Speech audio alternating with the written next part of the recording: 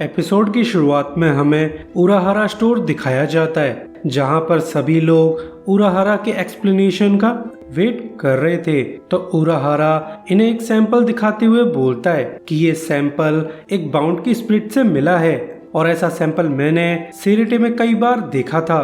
तो मैंने इन्वेस्टिगेशन चालू कर दी तो मुझे पता चला कि बाउंड असल में एक ह्यूमन ट्राइब है जिसके पास सुपरनेचुरल पावर्स हैं और वो लोग ह्यूमन सोल को सक करके बहुत लंबे समय तक जी सकते हैं। बेसिकली बाउंड वैम्पायर्स ही हैं, मगर अब तक वो लोग सिर्फ डेड लोगों की सोल सक किया करते थे, मगर अब वो लोग जिंदा लोगों पर अटैक करके उनकी सोल को भी सक कर रहे हैं, जो कि काफी डेंजरस है।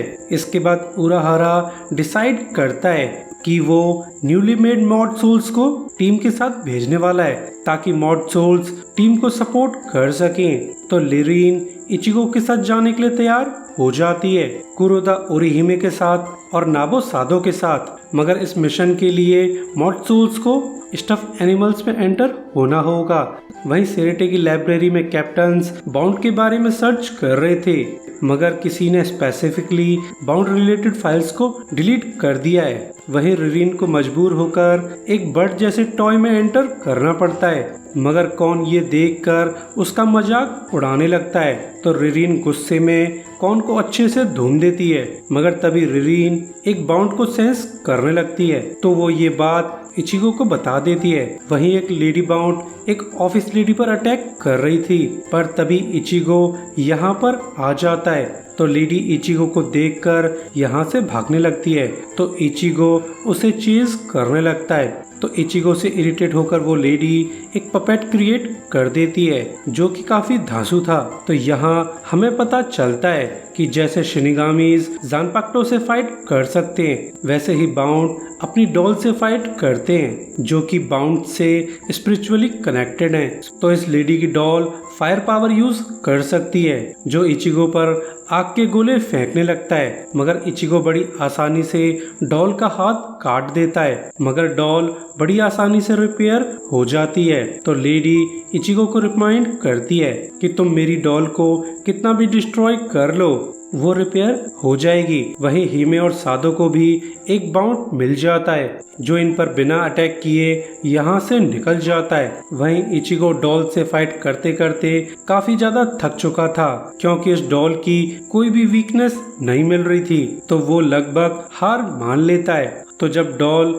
इचिगो को ठिकाने लगाने वाला था तभी एंट्री होती है रुकिया कुचकी की, जो इचिगो को फटकार लगाते हुए बोलती है कि तुम फाइट के दौरान क्या सोच रहे हो। तो रुकिया को यहाँ देखकर इचिगो काफी ज्यादा खुश है, मगर रुकिया इचिगो को टॉन्ट करती है कि जहाँ तक मुझे पता है तुम इतने वीक नहीं थे, तो अब क्या हुआ। मगर इचिगो को जवाब दे पाता उससे पहले ही डॉल खूब सारी एनर्जी इकट्ठा कर लेती है जो बस अब एक बड़ा सा ब्लास्ट करना चाहता है, पर तभी कुछ सांप उस डॉल को जकड़ लेते हैं जिससे वो डॉल गायब हो जाती है। यहाँ पर वो सेकंड बाउंड आ चुका था जिसे सादो और हिमे ने देखा था और इस बंदे का नाम रियो है, जो लेडी से बोलता है कि योशिनो तुम फिर से बिना परमिशन बाहर क्यों निकल आई और अब तुम्हें इसकी पनिशमेंट मिलके रहेगी।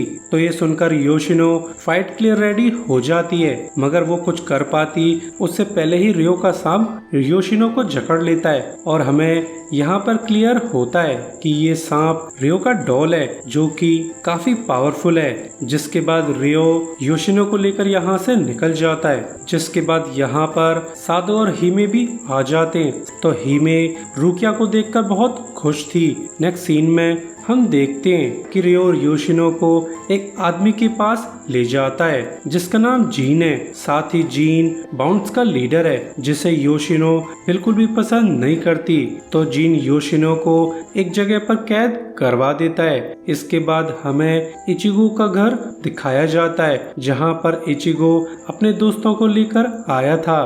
तो ग्रुप में दो लेडीज को देखकर इशिन खुश होने लगता है क्योंकि उसको लगता है कि इन दोनों लड़कियों में से एटलीस्ट एक लड़की तो इचिगो की गर्लफ्रेंड होनी चाहिए। मगर इचिगो उसे वार्न करता है कि फालतू की चीज सोचने की जरूरत नहीं है और खबरदार तुमने हमारी बातें सुनी तो।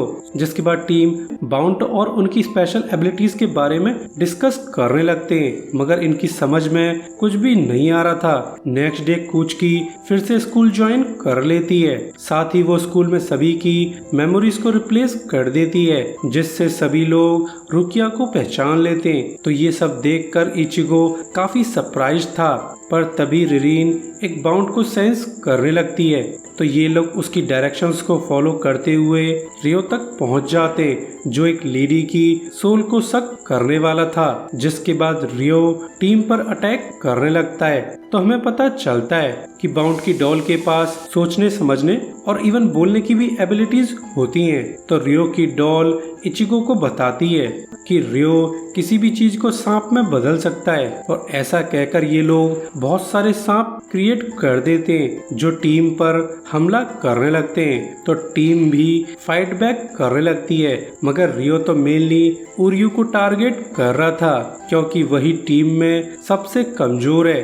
तो ये जानकर उर्यू बिल्कुल भी खुश नहीं है। वही योशिनो अपने प्रिजन को तोड़कर भाग जाती है, जिस बात का जीन को भी अंदाजा था, मगर वो फिलहाल के लिए योशिनो को जाने देता है। और इसी के साथ ये वीडियो एंड हो जाती है।